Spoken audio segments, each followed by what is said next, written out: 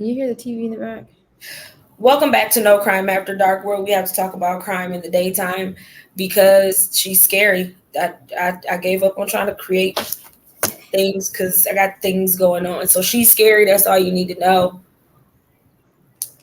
Allegedly, she might be the person you call if you need somebody to pull up. Allegedly, and I am. Maybe she's that one, but she does. She can't. We can't watch crime at night. That's where she draws the line. Nope, can't do that. No murder after night. Can't do that. No murder after night. 7:30, cut it off. Time to go. But we are back with part 2. Again, y'all work with us, please. I need a new laptop, but I ain't getting one no time soon. I had to delete everything essentially off of my laptop. Luckily, it's still all in the app or website that we used to record in. So if I need to, it's not completely lost. I just have to wipe it off of my computer, basically. But an iPad. Huh? That'd be nice to find an iPad too. I was never recording on the iPad. I know, but you can't store stuff on there? That's not what I got it for. Oh, okay. Yeah, I got it for my POS system. And then I just have little Hulu. Yeah, I didn't get it for that. That's just I use my iCloud account for it. That's what it was. But anywho, I wasn't able to download it till today. So part 1 is up today because again, I had to delete everything, a couple extra apps, like all the videos are gone except this one that we're recording right now and last week's episode. So everything's gone off of my laptop right now, and I had to do an update. It was a whole thing. So I just got it downloaded today. Part 1 is up there.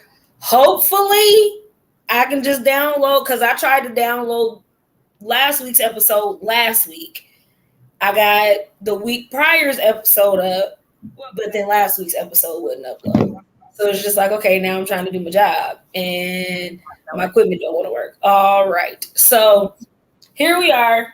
I'm not being lazy. I'm not trying. Just technical difficulties. That's literally what it is. But we are back with part 2 after you watch part 1 of Beatrice 6. And to give a rough cut of where we are at this point, we have, last name was Wilson, wasn't it? Helen Wilson? Mm-hmm. Okay, Helen Wilson was murdered in her apartment. What was the detective name? I'm mad I forgot his name. Bert. I don't know why I forgot that. Helen was murdered. Bert decided he was going to be a detective. And they done rounded up thus far, I believe, all 6 of the suspects. 6. One little old lady. 6 suspects. Big people today, big. I mean, like seriously. Again, this is in Beatrice, Nebraska. I don't think I've ever been into Beatrice, but I've seen the sign for Beatrice. And all I can tell you is from where the interstate or the highway is, ain't nothing but cornfields. That's all I can say. What you thought I was going to say? Something else. No, it ain't nothing but cornfields. So I'm going into what you probably thought I was going to say. So it's a little bit hick town. And we got small town politics going on in this story. Is really what the issue is. They didn't take it to the big city. They didn't let the big dogs handle it. They wanted to handle this internally. And all of this leads us to Joanne. Yes. Now, part of me feels a little bad for Joanne because Joanne didn't have the best background. But it seemed like Joanne minded her business. I just feel like, because that doesn't make me a murderer. If I lie, a murderer. Like, it makes me a liar. Like, it doesn't make me a murderer. So I just feel like you can't use that and say, well, use the murderer too. Like, that doesn't work. Yeah, because it's like it's literally saying people can't change. So it sucks. But be a liar. People can just be one thing. They can just be liars. This is true. Or just stealer thieves. or murderers. Or just murderers. I mean, or some people just have it all. But I mean, you know, murderers be having the most opposite lifestyles of what they be doing in they free time. Like you dressing up as clowns. Yeah. Going to work. Regular 9 to 5 blue collar guy. Just going to Christmas parties. And offing them. Right. Went to law school. Like, bro. The Menendez brothers. I'm just saying. I'm just putting that out there. But when she was interrogated, now she's actually, I should have probably wrote that down. But I believe at this point, she's like suspect number 5 and or 6. Well, no, it's Joanne. It started with Joanne. I remember Lisa told. That's the first thing she said. Well, it started with Lisa then. Well, but Lisa's not the suspect. Lisa's the one that told the information. Okay, let me double back. You're right. Yeah. So, supposedly, allegedly, possibly, maybe, we're going to tell the whole story in a minute, but possibly, maybe, Joanne told Lisa, you heard about that lady? You want to know I'm police over there across the street from that lady house like that? And Lisa was like, girl, why? And Joanne was like, girl, they done killed Miss Helen. I killed her. I killed her. Me and them, whatever. And Tom it was and right. And Thomas and Kathy and Joseph. We all did it. We just all got together, had a powwow, and said, we're going to go kill Miss Helen. Right. That's the story Lisa told. Right. So they done finally caught up with Joanne. From jump, she seemed suspect, which I feel like in her case, because she already had a background, she probably wasn't hanging around the most likable people at the time. So anything she gets called in for, I would be a little suspect because I don't even, why am I here? But like you said last week, why do we need to do an investigation? You know who Joanne is. You know where Joanne be at. Yeah. But like I stated before, she ain't had the best background. She had the best upbringing. She was R-worded at the age of 9. She was married at the age of 14. She was charged with 3 counts of forgery in the 2nd degree in 84. This murder happened in 85, to give a timeline. Mm-hmm. And she tried to strangle a man with Joseph and Tom at one point prior to this, amongst other stuff she did. So in a small town, you're going to be one of, if not the prime suspect in a lot of stuff. Yeah. Joanne stated, or she testified, why don't I have testified, to Joseph doing a trick with money. I said testified. That's when she was being questioned. She hadn't testified yet. When she was being interrogated, she said Joseph would do a trick with money because like it was something with a $5 bill. Mm-hmm. And when they found Helen's body, there was a piece of a $5 bill. Yeah. As a piece of evidence that they found in the apartment at the time. So while they had all these people in custody, mm-hmm. they tested everybody's blood because it was B something non-secretion. I remember that. The blood type. Yeah. Non-secreting. Yes, but I want to know what kind of, it was B something. It was B.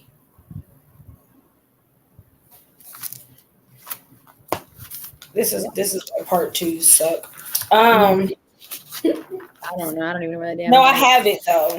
I did too. I have it written down somewhere. I know because I don't. Okay, there B non-secretor. That was what it was. Yeah, that's what it said. B non-secretor. I wrote it down. But the blood type they were looking for was B non-secretor. Now, what that means, I guess I had another week to look up exactly what that means, and I did not. Because we talked about not knowing what it was last week. Yeah. But they're looking for this specific type of blood to see who the killer is. Mm-hmm.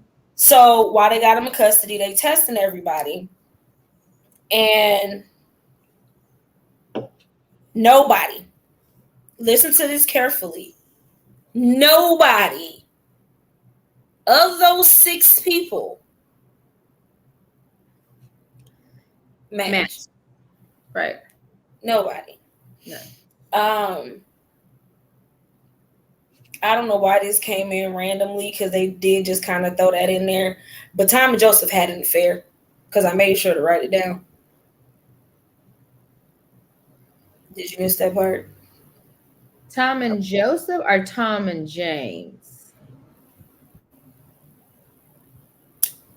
Joseph is the one that did the murder with him. Suppose Joseph. Well, I mean, they all did the murder. Supposedly. I got Joseph though. That's what I wrote down. You got James. I had James in my mind, but it could be. We knew what Tom was, so like we know what Tom was. So go watch the documentary. I'm gonna say that because I got Joseph, she got James. Both of us was working at the same time while we was watching this, so I could have missed it. She might have got it right, vice versa. I don't know. Go watch the documentary when you get done here. Anyhow, now we're getting into Cliff Sheldon. I'm gonna let you take over. Where the hell happened to Cliff? Oh, that's who he had an affair with. That's who I have, not James. They literally said Lobo, aka Joseph. Okay, so when Thomas and Cliff got in trouble together. I think that's what our assumption was. Oh, okay. Yes, no, I just remember who Cliff is. No, it was. I feel like I'm gonna go back and watch it, and I'll post whether or not I was wrong just to correct myself. But I'm almost like 100% positive they said it was Tom and Joseph. But no, Cliff was our assumption. They never. He was the one that got in trouble with. Yeah, but they never said that in the. I just don't want to misquote nothing. We had a side conversation, and it's gonna come up in a little bit, but that was our assumption after watching the documentary. So when Joanne supposedly confessed to killing this woman, to Lisa, she implemented. Who did she say? She said she was with Lobo, which is Joseph. Yep. And she was with one other person. It was Lobo, Joseph, and somebody else. It was the niece. The one that opened. Wasn't Cliff is the one that put Deborah in it. Cliff. Deborah, yes. And that's the one that's related to Helen, like a third niece or cousin. Something. Yeah. Twice removed. Yeah. So Cliff is the one that said, I don't want to go down for this beating of this man that him and Thomas did. So he was like, I know a secret about Helen's murder. And then he implemented his wife, Deborah, his wife. He just went on and said, it was my wife. Deborah did it. Oh, and that's literally the very next thing I had written down. So that works out wonderfully. Deborah did it. Put Deborah right in the picture. Deborah said, oh, wow. Okay. Don't marry you a Cliff, ladies. Don't marry a Cliff. Well, if Cliff said it was true, then it's true. I said, wow. We're not even there yet, though. I mean, after that, they came and got her. Bert said, okay, Deborah, on my way to get Deborah. And again, and I'm gonna double back on Bert in case you starting on this episode and not the first one. So in the first part of this story that we covered, Bert once upon a time was an official, licensed, certified, whatever y'all got to do to be a police officer, what y'all call y'all paperwork. That's what he was once upon a time. Now, one day he said it was because he was tired of it, essentially. So he quit the police force. It's rare for people to quit being a police officer just because they tired. Now that I watched this and went and experienced this, I can see how they was like, we ain't gonna fire you, but at least if you quit, we can work with you on benefits. Like I can see how they might have done that with him. Because he probably tore up some stuff there. But he was a police officer, he quit. And when Helen was murdered, he decided, I'm gonna be a private investigator. Yep. No classes, no mentoring, no shadowing side by sides, car rides, none of that. Just I'm gonna be a private investigator. And keep that in mind as we keep talking. because it's gonna show you how you shouldn't just wake up and decide you want to do something and go do it without some kind of research or training. I felt like when you join the police force, don't you start off like a street cop and then you move your way up? You know, like how you go from hog people, and depending on where you graduated, detective. Right. No, for real. He went from you worked at this precinct, quit, ain't worked in X amount of years, and then came back and you were detective on the most recent, highest profile murder case we got going on right now. Probably the only one in here. No one is. That was the first one since 1932. Yeah, like no one's experienced enough to do this. Like this is not just for you, Bert. This is for the FBI, somebody in the big city. This is not. Like I said, they should have took it to Lincoln off the rip. It should have went to Lincoln. But I double back on that. Why did I double back on that? You were just trying to tell people who Bert. Oh yeah, because it had y'all need to know who Bert is and what's going on. I said Bert went and got Deborah. Because Bert went and got Deborah, and you're like, well, let me tell you who Bert is. Yeah, okay. So he went and got Deborah. Because Cliff snitched on his wife. So they went and got Deborah. And this is the one that's the great niece or whatever of Helen.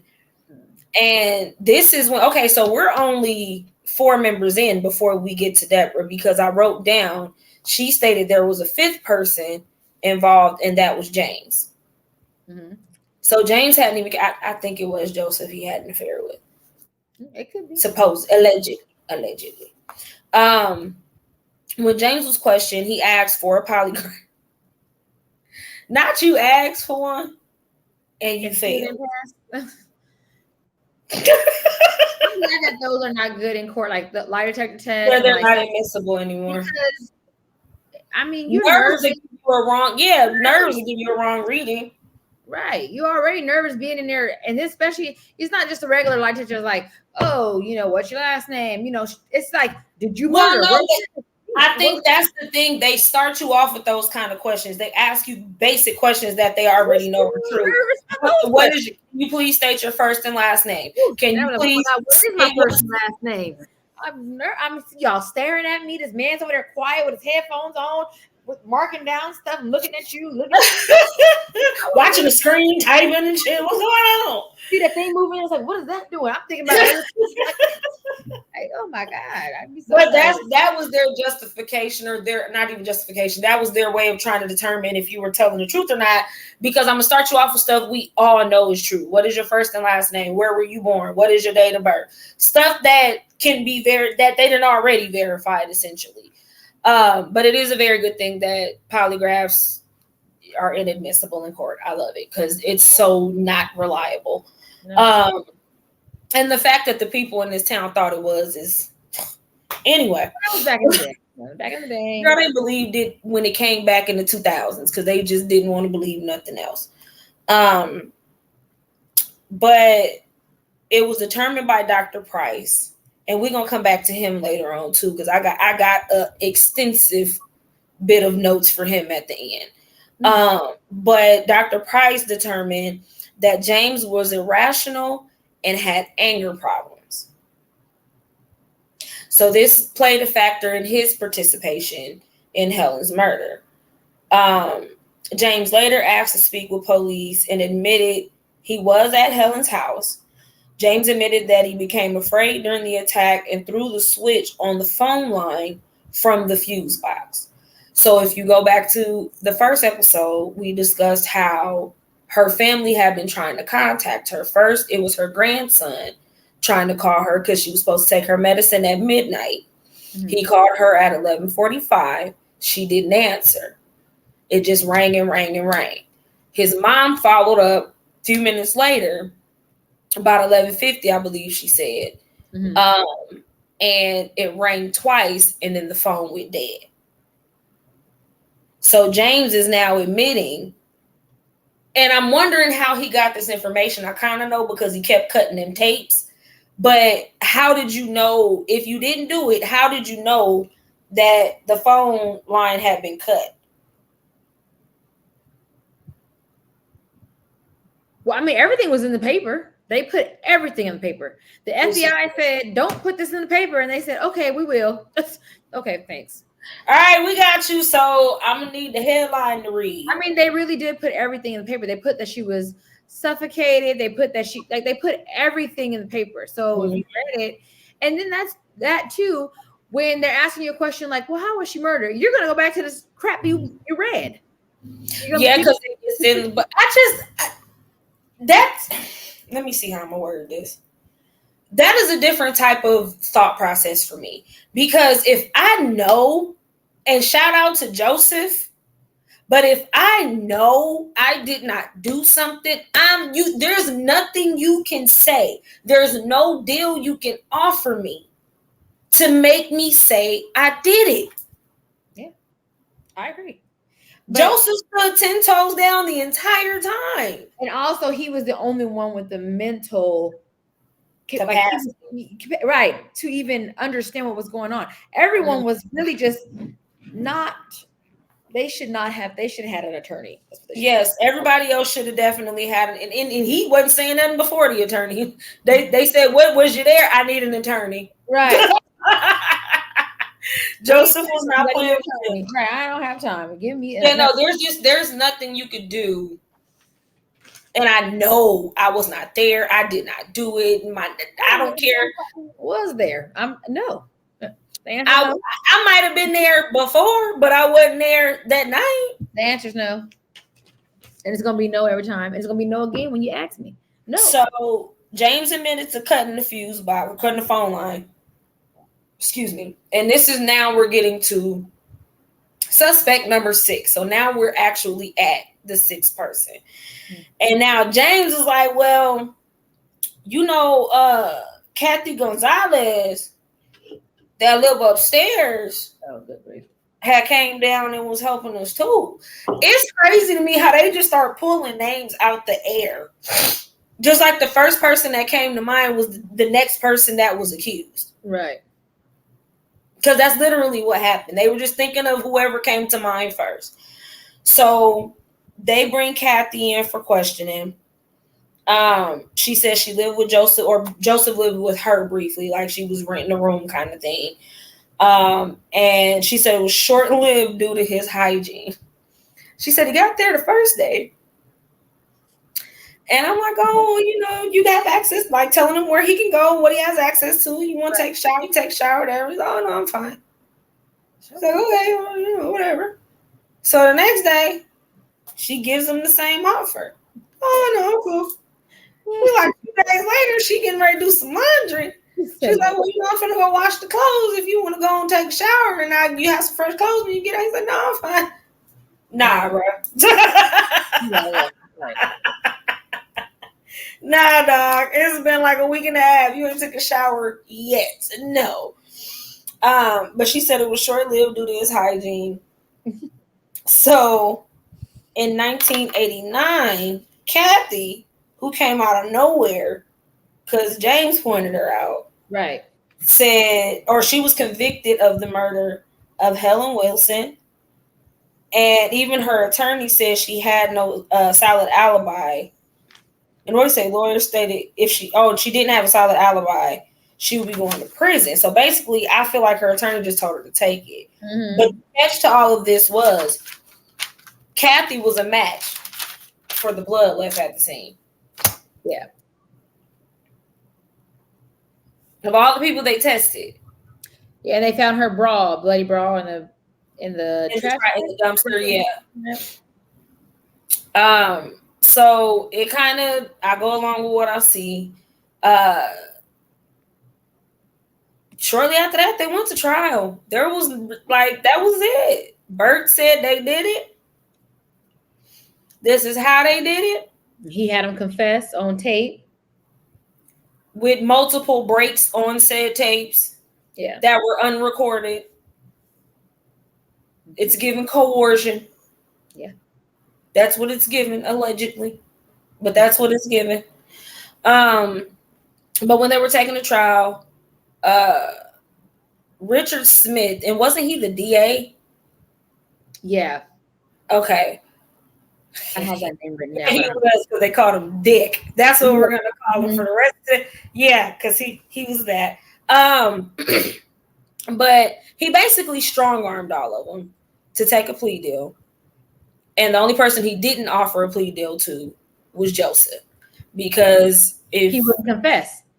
That not only that, but the fact of somebody got to take the fall. So who better, because there has to be a ringleader. No matter what they do, they have to make somebody the ringleader. So who better to make the ringleader than the one person who would not break? Oh, you don't want to talk? I got something for you. That's what Dick was on. So Tom was sentenced to 50 years. Joanne was sentenced to 40 years. And in 2015, Joseph, wait, how many years was he sentenced to? Wasn't it life? I didn't write down all the years that it was sentenced. Okay. Well, the time they went in, and then what the age, and then the age they got out. I didn't write what they actually. Okay, well, what age they went in and what age they got out? So Joanne was 21. She was 25 when she got out, and then Thomas was 19. I'm sorry, that's wrong. 21 the crime happened, 25 when they went to jail. Tom was 19 when the crime happened, 23 when they finally went to jail. And then he was 42 when he got out. Let's see. Kathy, I didn't catch Kathy. And then Joseph was 22 at the time of the crime. He was 26 when he went to jail. And I didn't write the rest of the number. I wrote 40 something. That's just 4. All of them were roughly in their 40s. Right. Oh, goddamn. Early 50s. We'll just say that. Because they didn't state everybody's sentence, because I rewound it again. They didn't run everybody's off. But altogether, everyone excluding Joseph did about 10 to 15 years before they were released. And the reason they were released is because in 2015, Joseph reached out to his attorney. And what was the attorney's name? Because it was blank. I left it there. I'm sure I wrote it later. His name is going to come up. Give us a second. Sorry, y'all. But he reached out to an attorney for helping his case to prove his innocence. Just like I feel like most attorneys would have, he didn't believe Joseph, because everybody in prison is innocent. Nobody's guilty. Right. Nobody, except for them couple few that just really didn't give a damn and said they did it. Yeah. But after a while, after talking to Joseph, it's like, okay, bro, you might be on to something. So after speaking with Joseph, the attorney had Joseph, James, and Tom's DNA tested. All came back as no match on the rape kit or anything involving the evidence of the murder of Helen Wilson. Excuse me. When the scene was reevaluated, they noticed several things that were missed in the original investigation. Well, okay. Well, because now you're okay. So when the lawyer came involved, so Bert's friend Tina became a detective. So I was segueing into that. All right, go ahead. You're killing my segue. No, but I wanted to go through that because that's literally the next page I have. Yeah. I just wrote all the mistakes under hers when I wrote her name and that wrote. Oh, this is getting itemized. Like the next.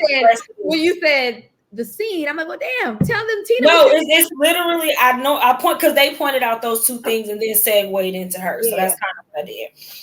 But one, the dishes in the sink and the coffee pot were never tested.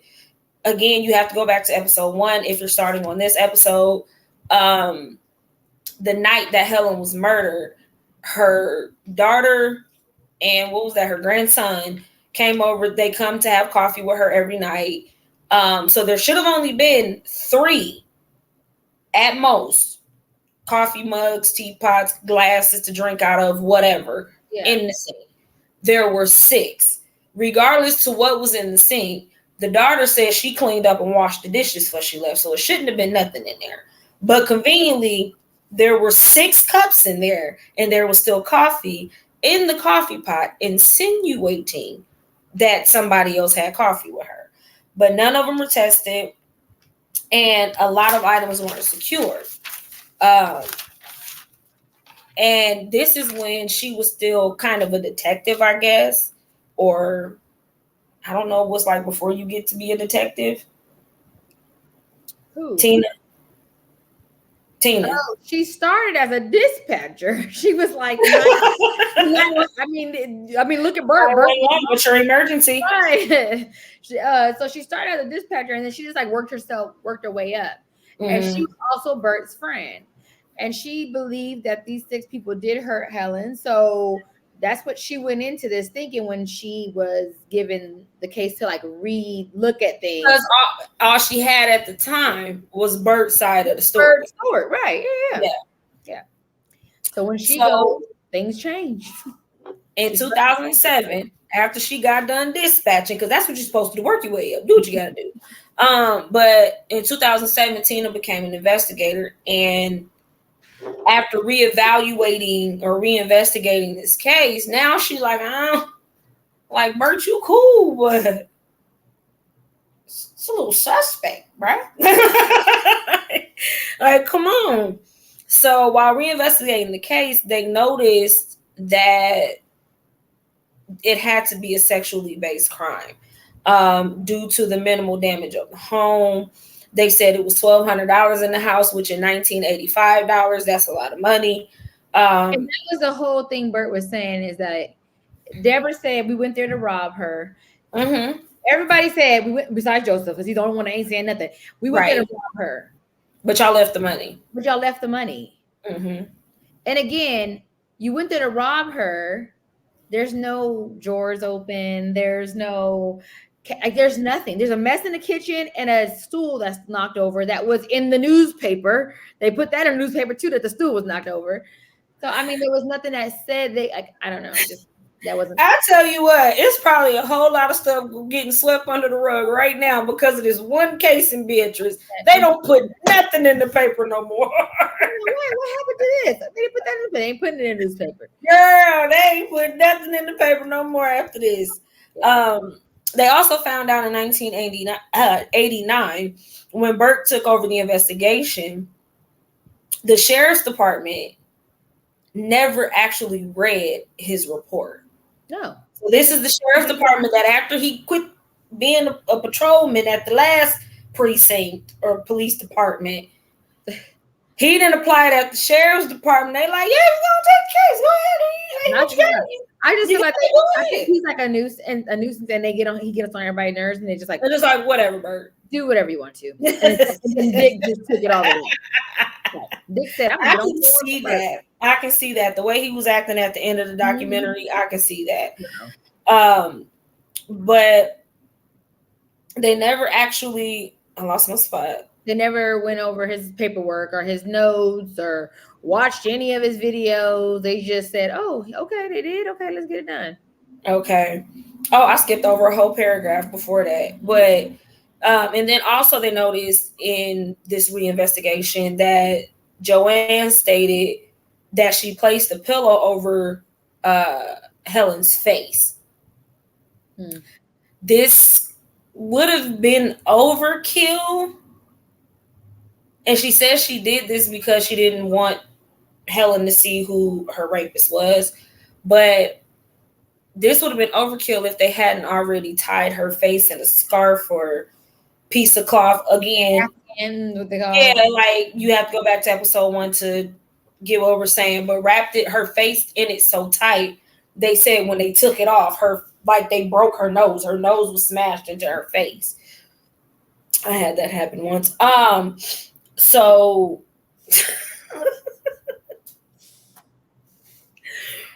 but they noticed that as a big contradiction to the prior evidence that they had of what happened. The time that the age Lisa was when she was telling Bert this information, she was 17, so she was still in high school. So she shouldn't even be in question without an adult. Well, but she told him this information. She said she was on her way to school, which she would have to leave at 7:30, and the police were there, and the call didn't come in to 9:34. So there was no police there at 7:30, 7:35, 7:40. Yeah. So that didn't add up as well. Also, at the time that this investigation was going on, Bert didn't have the authority to question any of these people. Again, he's a self-proclaimed private eye. Yeah. He has no valid. Yeah, his initial wasn't. Well, when he started videotaping, he was already a deputy. Yeah, but my thing is they used statements and conversations from before that as part of their evidence for the trial. Oh, yeah. I'm not saying that. So, no, but what I'm saying is that should have never been admissible. That should have been left out. Same thing on video. When he became a police officer, they repeated the exact same thing. So, and then the police officers from before he got back on legally were ordered not to cooperate with him. They were ordered not to give him any information. And basically the sheriff's office and I wrote this specifically, they pretty much hijacked the case and started their own investigation. That's really what it is. One department had it. One department was working on it. It wasn't going as fast as the sheriff's department felt like it should be. Sheriff Bert and the family.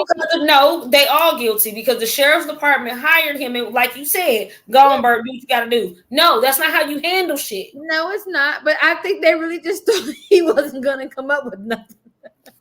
Okay, but when he did, they didn't deny it. They didn't reinvestigate it. They didn't look into it. They said, all right, whatever, Bert, you got it. Girl, no. Bert and the sheriff's department. Liars and the drunken liar gaze off that's what it really was. They were mad because I mean, if we're gonna just narrow it down, yeah, they didn't like that group of people because they hang out at that certain bar who is known to have gay people at that bar. They're known to party, do drugs, and y'all don't like it. Just say it, especially in a small town. Right? They said you always messing up, and when you guys are going to jail, so they picked on him. So in 2008. Lisa was questioned again, and I feel like that's not accurate. So we're going to leave that out unless you have the right. Tina did go question her, and she said she didn't have nothing to say. No, but I think I have the year wrong. Because they said Joseph didn't even talk to the lawyer or the attorney till 2015. So maybe this was 2018, and I just heard it wrong.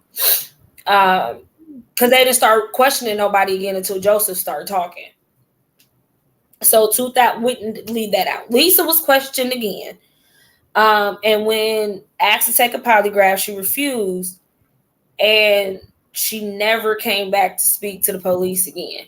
Right. And then Tina went to the house. And then the husband said, get off my property right the hell now. Yeah. They started noticing that all of the suspects' statements would change after they took these breaks in these videos. And this is just a recap of what Tina was finding in her reinvestigation. So in that, they have to go back and rewatch all of those hours of videos and all of that. And they're noticing the suspects are saying one thing prior to the recording starting. Then, okay, we're just going to take a moment so they can take a break and basically gather themselves is what he's trying to say. And when I say he, I mean Bert. And when they come back, they're kind of saying the exact opposite or adding more on to, I forgot, I didn't remember when they come back to finish the recording, which is probably why they don't allow you to stop tapes now.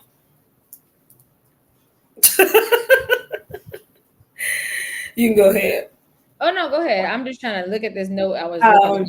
My note was there. So it was starting to look like Bert was coercing the suspects, which I mentioned a little while ago, to tell the story he wanted told. Basically, this is my rough summary of it. When he wasn't a legit police officer, detective, private eye, whatever, people told a certain story. He wanted to keep that story going now that he's actually on the force again. So when these videos have stopped and that gap of time is not recorded, God knows what he was saying to them to get them to stick to whatever they originally said. Because now that I'm saying this out loud, they probably told him it was inadmissible. You were not a legit officer at the time. We can't bring that forward in court. We can't do it.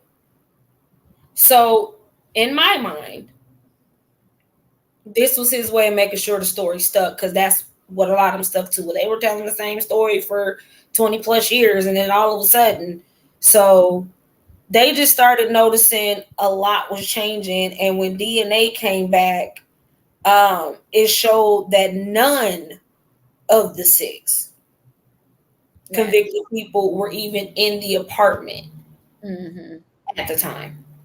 Now, not the grandson. I was in there a lot of time, all the time, and my DNA didn't come up. They didn't test you,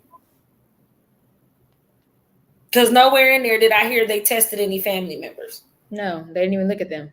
Yeah, they didn't test you, so of course your DNA didn't come back because they didn't send it in. Yeah.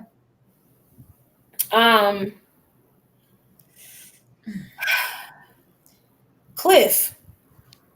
Good old Cliff. Oh God. He's a headache. I can't believe that somebody said it's not funny, but good old Cliff. His name was mentioned several times during the original investigation. Like, pretty much everybody they talked to said something about Cliff, which is odd, because if 5 out of 6 people keep talking about Cliff, y'all should really go look at Cliff. I'm just saying. He was the name that kept coming up. Yeah, like, y'all really should be, not Joseph, Cliff. That don't even sound the same. Cliff. But Cliff said he put it on his wife. So.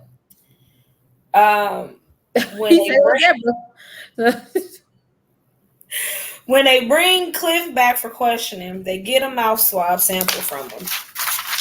Sorry, y'all, my ceiling fan is blowing my paper everywhere. I'm gonna let you take this over, because this doesn't make sense, because I ran into a whole nother side of the story. What was the last thing you said? They mouth swab Cliff. And what happened after that, Cliff? I don't even know if I heard anything back about Cliff, because I watched the whole thing and I didn't hear notes on Cliff, but this is what I feel about Cliff. This ain't notes. No, we're not gonna get to how you feel about him yet. We got 16 more minutes left. Let me see. No, I don't have nothing on Cliff.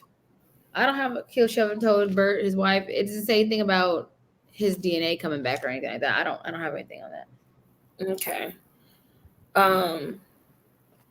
So my notes go straight to Randy Emery, Anthony Flowers, and Bruce Smith were all suspected. So these were people that were originally lined up when everything first happened. These were all people that were tested originally right after Helen was murdered.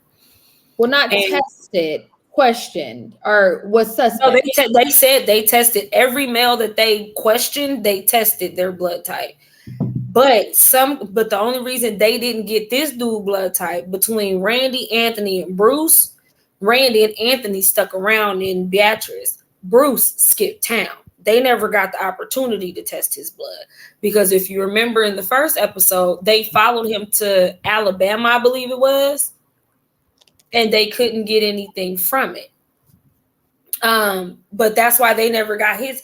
They never got his DNA. They said in the very beginning, every male that they suspected to be the perpetrator in this case, they tested their blood. Every single person.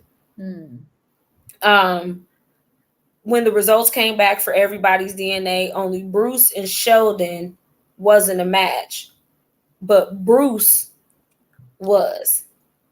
Wait, why did I say Bruce and Sheldon? Yeah, you mean Cliff wasn't a match? Yeah, Cliff and Sheldon.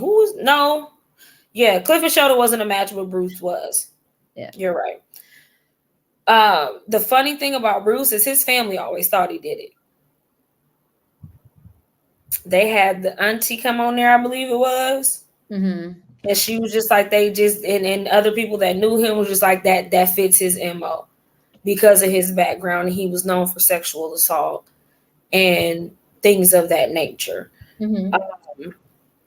So when they get Bruce Sheldon's, or I'm sorry, not Bruce Sheldon, Bruce Smith's DNA back, they go looking for him. Like anybody would do. We got APB. We got to find this dude. They found him. Just not the way they thought they would. And how they found him is because Bruce had AIDS.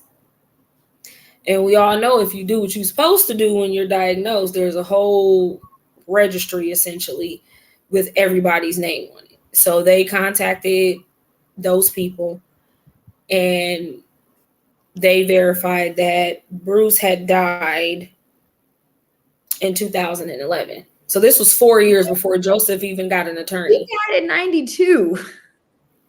I have in 2011 after. No, wrong person. That's why I said talk. I'm looking at Joseph. Go. And then the 2015 for Joseph wasn't right either. No, 2015. Joseph didn't get his lawyer. I'm not watching no more doc. I'm not watching nothing else while I'm working. Go ahead. Okay. They were already out of prison. Okay, but anyways, yes. So he died. He died a few years after the murder. It wasn't even that long ago because he died in 92 and she was murdered in 85. Yeah, my timeline all off. Go ahead. Yeah. Anyways, Bruce is dead.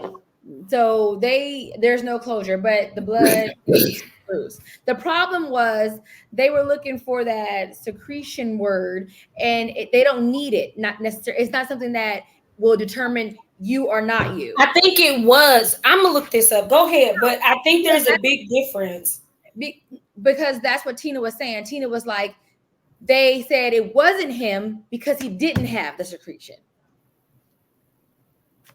I don't know. Like I said last week, I know there's like O negative, O positive. One of those. That's the only one I know, and I don't even remember if it's negative or positive. But one of them is universal. So that it's so rare. But I don't think the secretion is something that is like positive, negative, or whatever. It's I think your blood makes something or something like that. But that is a defining factor, though. But it's not.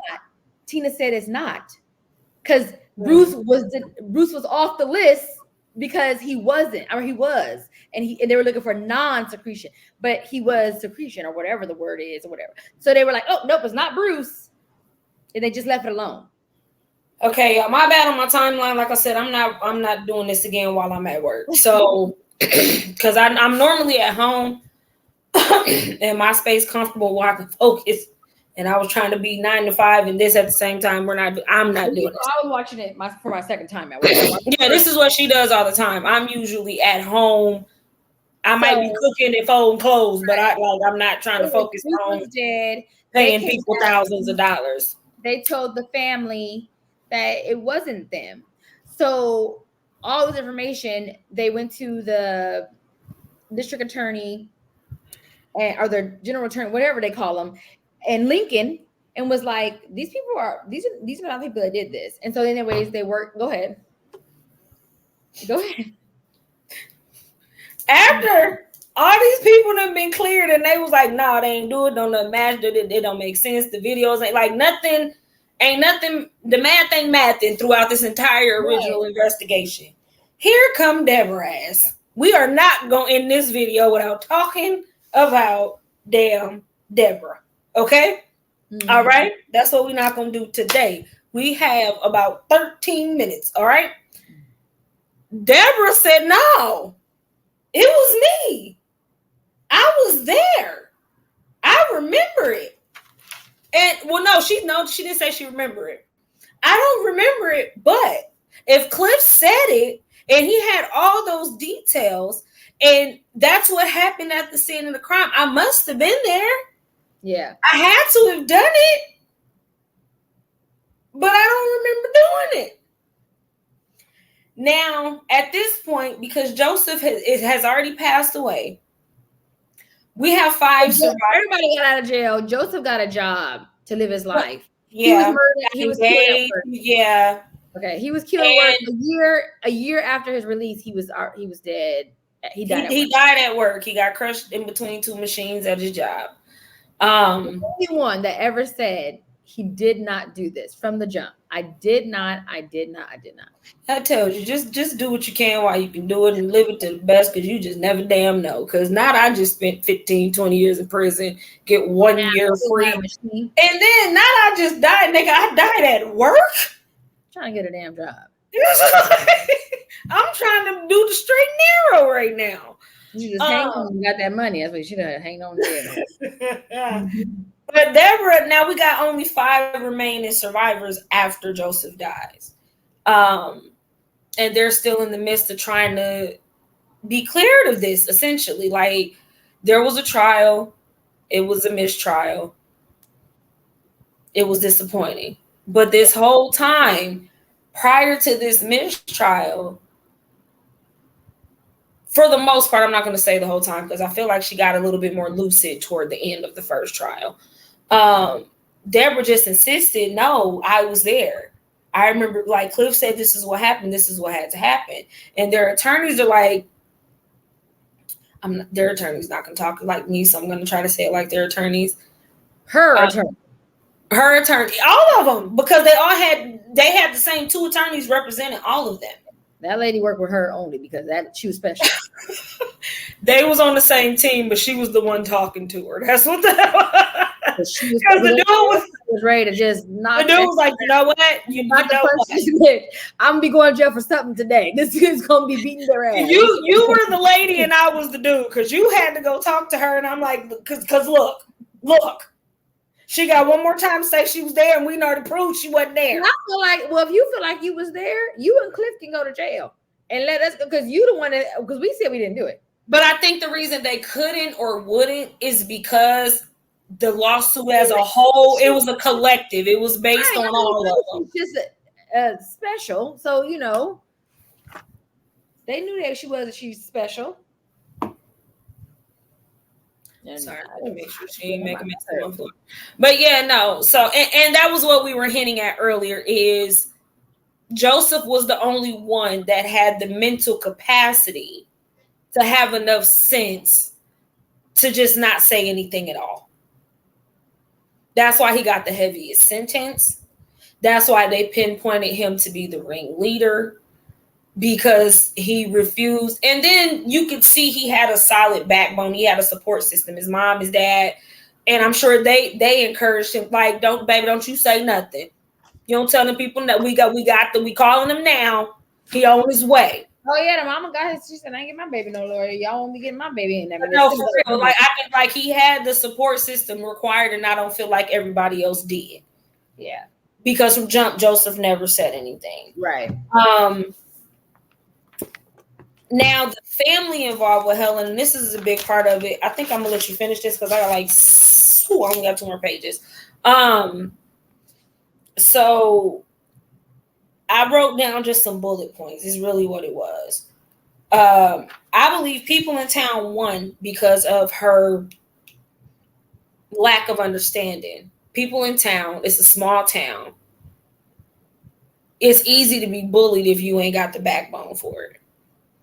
If you are of a certain, not even bully, just taking advantage of, like, persuade. Like she didn't really. She just thought, oh, there's my friend. Like people that want to be friends. Like, I want to be friends with this person, so you be my friend. I'll take you out. But no, I feel like people were saying stuff to her. Not even be my friend. Just like, well, why would you say that if you didn't do it? Well, if you said this, and this, like basically trying to convince her, well, you said it, so you had to do it.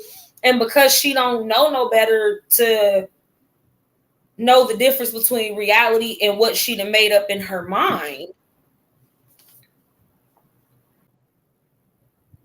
In her mind, I feel like she felt like she had to go along with what people were suggesting she did based on her testimony. Again, even though all of this was plastered all over the news.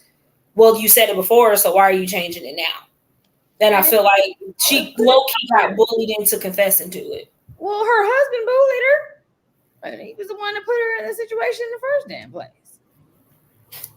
I'm going to ignore this next note because, yeah. It's about Debbie. That's why I'm ignoring it. Okay. I closed my book on Deborah too because I said, "Oh my God, I wrote some stuff down for Deborah." Cliff insisted Deb was there.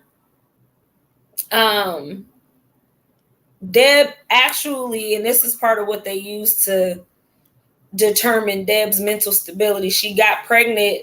She tricked Cliff into getting her pregnant. She raped him. She R-word him. She said. That's what he said. She said that. No, she did say that. She said it. Now y'all trying to get. Now she said that openly, but y'all trying to get her for something else. Right. She said, "I'm drunk and I R-word him, and I got pregnant."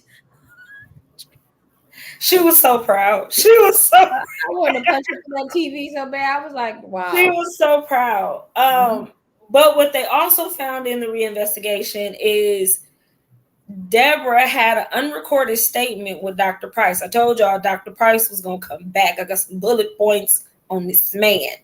After her original statement and after she recanted, or before she recanted, I should say. Mm-hmm. Dr. Price was Joanne's physician in 1983 before the incident and declared she had borderline sociopathic disorder, stated it doesn't go away with treatment.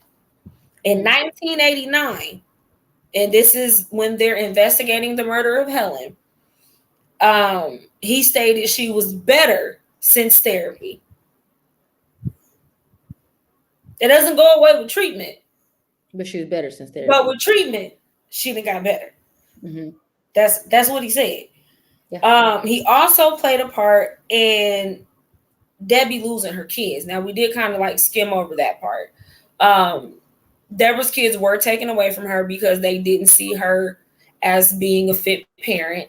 And I'm sure part of that was due to her lack of comprehension, me putting it nicely. But I'm sure that played a part in her losing her kids. Yes. But at the same time, based on the person that's doing it, I don't know. But Dr. Price was the physician, the psychotherapist, counselor, whatever you want to call him. He was the one that ultimately determined whether or not she got to keep her kids. And also, don't forget the black lady who was under investigation. What was her name? Did you see that part? No. Oh, yeah, because she was like, hold on, I'm going to find out who she is right now. Joyce. She was fired and she was under investigation for like a dozen inmates because she was like making evidence. Okay, Joyce. Yeah. Now she was in a whole nother state. I'm not gonna say she was in Alabama when they followed. I believe it was Bruce. She wasn't in Nebraska. She was the one who was running forensics in Alabama where Bruce ran off to, and I essentially ended up dying at. I'm assuming. Bruce died in Oklahoma. Oh, well, that's what I'm saying. Oklahoma, Alabama. Joseph was in him and Joanne. I think were like down south somewhere like that after they left California. Yeah, but that lady was trying to make evidence fit, and so that's what it sounded like because they found her on multiple cases, not just that one. She got fired, lost her whole job because it was so many cases. Mm-hmm. Yeah, whole career gone because you stupid. Dr. Dwayne Price testified that Joanne asked to meet with him, and he consulted with Deb Shelton and James Dean at the request of their lawyers. All of this was unrecorded. All of this was undocumented. He denies coercing any of them. I don't believe him. Y'all can. I don't. No. Dick. Because that's what I'm calling him. Because that's what they said. Richard Dick. Requested a DNA and fingerprint testing from a company called Cellmark. It was later found out. Now, this would have alleviated and figured all of this out back in the 80s. That's what this would have done had he gone through with it. Mm-hmm. Came out later, he didn't pay for the test. So the DNA was never properly ran through like a legitimate DNA testing company. Yeah. Long story short, they lost the suit. Dick ain't want to do no interviews because he was all in the news and all that when it all happened and when they was convicted. Mm-hmm. But now that they done lost his suit, where'd Dick go? You seen Dick? He gonna be a dick. Even Bert tried to play stupid when they played him the rough cut of the documentary back. Girl, I don't want to see this. I've heard this a million times before. I don't want to see this. I don't want to watch this. He going to hell. And that's what Bert doing. He's going to hell. Ma, I hope you watching this because out of everything I've seen, I ain't condemn nobody to hell, okay? I didn't condemn him. He condemned himself from his behavior. I'm just stating that's not your place to say where he going. Well, I mean, he know he going there. I'm sure he already know he is going to hell. Oh Lord! He's how you don't have no remorse, no sympathy, no nothing. He don't. Like, if he don't, even if he don't go to hell, the rest of his life is gonna be that. So he already look miserable anyway, sitting up there. Yeah, he don't look miserable to me because that was a nice ass house with a yard and everything. I don't know. But I don't know his life either. That don't mean I just said I don't know his life either. So let me mind my business. He looked like he's living a secret life. That's what he looked like. That's why he was picking on everybody else. Come out the closet, Bert. Miserable life.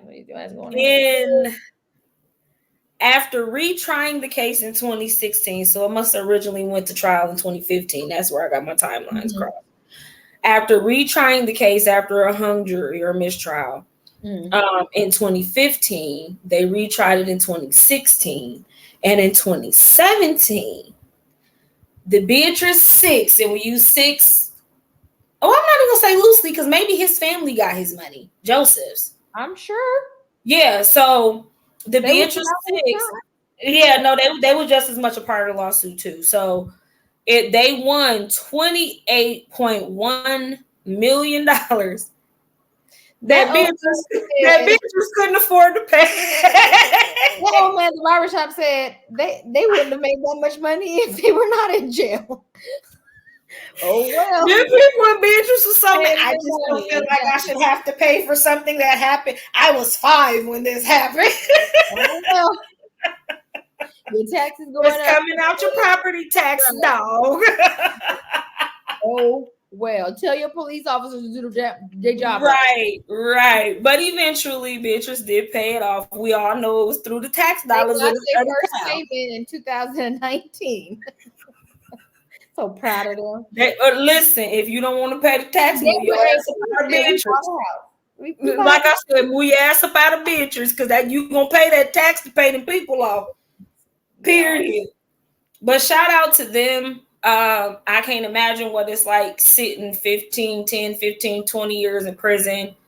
I think Max was like 15. Huh? They didn't even like they were upset about it. No, because they just came back out like it was a Thursday. Slide through my mom's house, see what she doing. Right. Call Todd, see what she got going on for today. Oh, Jesus, I just. What ain't Lex and them doing? Y'all cooking? Like what the heck? They just seem. Girl, all I would be able to do is just enjoy a hot shower privately by myself with the door closed. Being able to open the door, normal tasting meal. I can open it. Yes, I can just come and go as I please. If I want to just sit outside by myself, I can do that. Like just little stuff. But they just came back out like it was just a normal day. But I guess when you grow up like that, and again, you don't have the mental capacity, it don't hit the same. We'll say that it don't hit the same. Didn't hit Deborah. Deborah missed it. She missed a lot of it. Deborah gonna get us banned, so I'm finna stop talking about Deborah because I'm keeping it real cordial with her right now, and I don't even know you, and I ain't got no problem with you, but I got a problem with you. I'm just keeping it real cordial with her right now. But I can't imagine what it's like sitting in prison that amount of time, knowing you didn't do it, and how much you probably regret and even agreeing to, because you really didn't get a good deal. No. You still, at the minimum. the least amount of time anybody got was 40 years. That's not a good deal. And you in your 20s. Yeah, no. That's not a good deal. If I'm going to admit to something like that and I'm 19, 20, I need to be out before I'm 30. My 30th birthday at the latest. I'm not missing more than a decade. I'm not going. That's what Joseph said, but they still gave him 25. Mm-mm. And he still went. Mm-hmm. Well, as always, it's been real. We struggled this last couple of weeks, but we got through it. Mm-hmm. That was a good show. That I liked it. No, it was. You did good on that pick. You did really good on that pick. Because we left out a lot of ad libs because it was some other stuff that came out on that documentary. Like I said, I was working, and they would say so. You got to stop what you're doing to see what. Like, wait a minute, I got to rewind the little 10-second button. I'm tapping it 4 or 5 times because what did I just miss? Mm-hmm. But that's good. As always, be safe. Make sure you have an alibi. People don't take it serious enough. Me and her have joked about this. People don't take it serious enough. When you run to the gas station real quick to get some chips and soda and they give you that receipt, look at that receipt. Take it with you. Take it with you. Leave. I got so many receipts in my car. I can attest to where I've been for the last 4 or 5 months. Okay.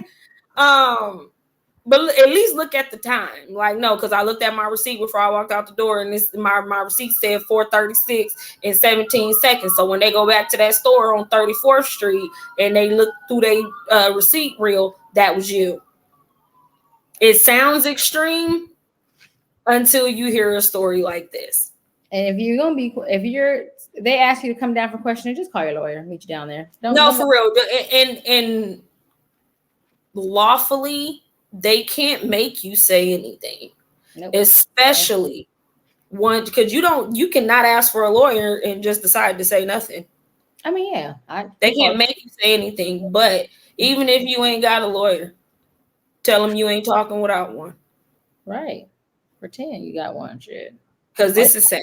This is just sad. It's a poor example of the justice system. It shows how they took advantage of people that they knew were less intelligent than most. Mm-hmm. Or not like everyone else. Yeah, because Bert knew. He knew. Yeah, because Bert. Yeah, he's from there. He knows these people. Mm-hmm. And he wanted to be at that club too. He wanted to party with them people. But he had to live a different life. Allegedly. Whatever. Bert's still going to hell. Y'all be safe and have a good night. I don't even got nothing to say after that. Bye.